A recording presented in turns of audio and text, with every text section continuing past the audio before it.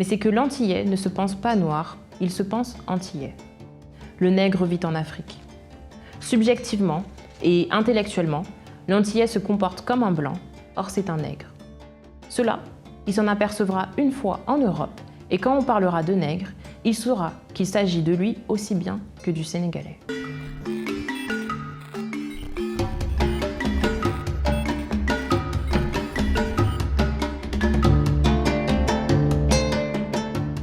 Moi, c'est Mathilde, j'ai 24 ans et je suis entrepreneur. Je suis née et j'ai grandi en France métropolitaine, mais le tout dans une culture martiniquaise avec des retours très fréquents au pays. Donc même si je n'ai pas grandi en Martinique, je suis très proche de mon île, de sa culture et de son histoire. Étant donné que j'ai appris à lire en maternelle, j'ai très rapidement été touchée par la lecture de manière générale. Mais c'est vrai qu'à l'école, les livres que nous devions lire ne m'intéressaient pas forcément et puis je les comprenais pas, tout simplement. Donc je me suis un peu éloignée de la lecture et c'est vraiment après, lors de mes études supérieures, que j'ai pris goût à la littérature africaine par simple besoin de reconnexion avec mes propres racines en tant qu'antillaise. En ce qui concerne l'auteur, c'est donc Frantz Fanon, qui est un psychiatre martiniquais du XXe siècle. Il fait partie des premiers, avec Aimé Césaire, à dénoncer les conséquences psychologiques de la colonisation, aussi bien chez le colon que chez le colonisé. Alors je connaissais déjà l'auteur, parce que Fanon a une place particulière dans le cœur des Martiniquais, puisqu'il est l'un des visages vraiment de l'anticolonialisme à l'échelle mondiale. D'ailleurs, je me souviens que ma mère m'avait parlé de lui à l'époque, car il a étudié au fameux lycée Schellcher en Martinique, pendant que Césaire était encore enseignant là-bas. Alors on est dans les années 50, plus précisément l'année 52. On sort de la guerre avec les tirailleurs sénégalais qui ont combattu aux côtés des Français pour la Seconde Guerre mondiale. Donc on s'attend à une certaine reconnaissance de la part de la France à ce moment-là.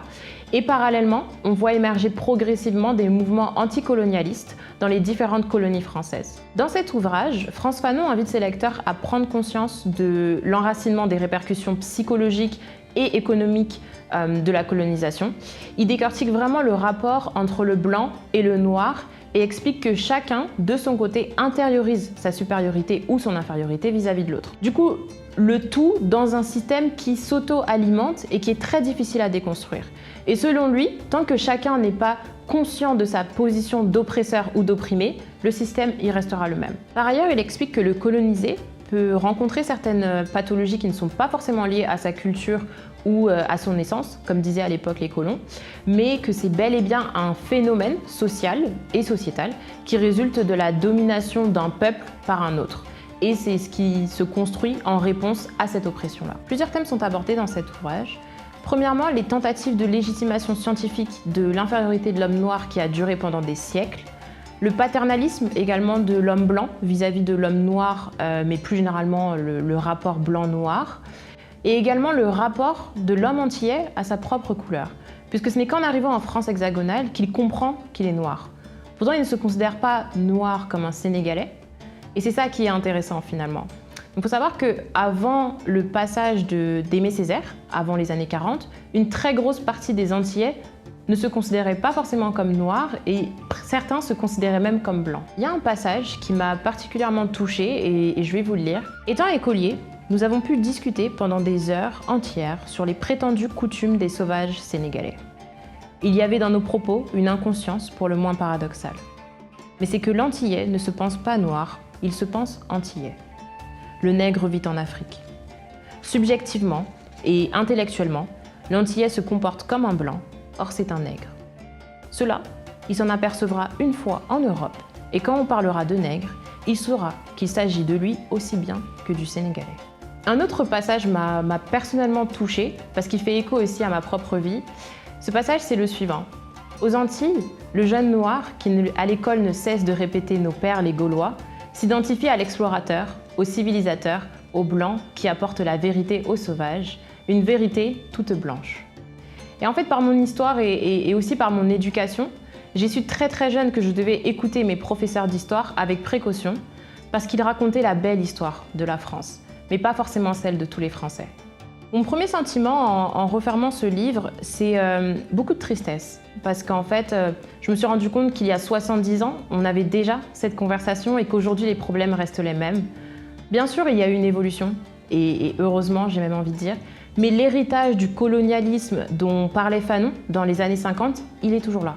Les chaînes psychologiques et mentales des afro-descendants sont toujours là. En tant que Française, d'origine martiniquaise qui vit à Dakar, je peux dire qu'on est finalement ancré dans cette ère postcoloniale, que ce soit sur mon île, en Martinique ou en Afrique. Les problèmes sont les mêmes. Je vois tous les jours des conséquences psychologiques laissées par le colonialisme, que ce soit la névrose collective dont parle Fanon, ou le complexe d'infériorité, le larbinisme, la peur et le désespoir dont parle Césaire. Ça me touche particulièrement parce que dans les cours d'histoire, il nous parle de faits, de dates et de statistiques sur la colonisation, alors que lorsqu'on voyage un petit peu, on se rend compte que l'on parle de plein d'histoires. D'histoires d'hommes, d'histoires de femmes, d'histoires d'enfants, partout autour du monde. J'aimerais terminer cette interview avec quelques conseils de lecture. Le premier, c'est Frères d'âme, de David Diop, pour la simple et bonne raison que c'est un roman qui est extrêmement bien écrit, qui est d'ailleurs prix Goncourt des lycéens et prix Kuruma. Le deuxième, en tant qu'antillaise, forcément, Le cœur à rire et à pleurer, de Marie Scondé, qui fait partie des classiques de la littérature antillaise. Et enfin, pour continuer la réflexion autour du colonialisme, et de la décolonisation, je conseillerais évidemment Discours sur le colonialisme d'Aimé Césaire.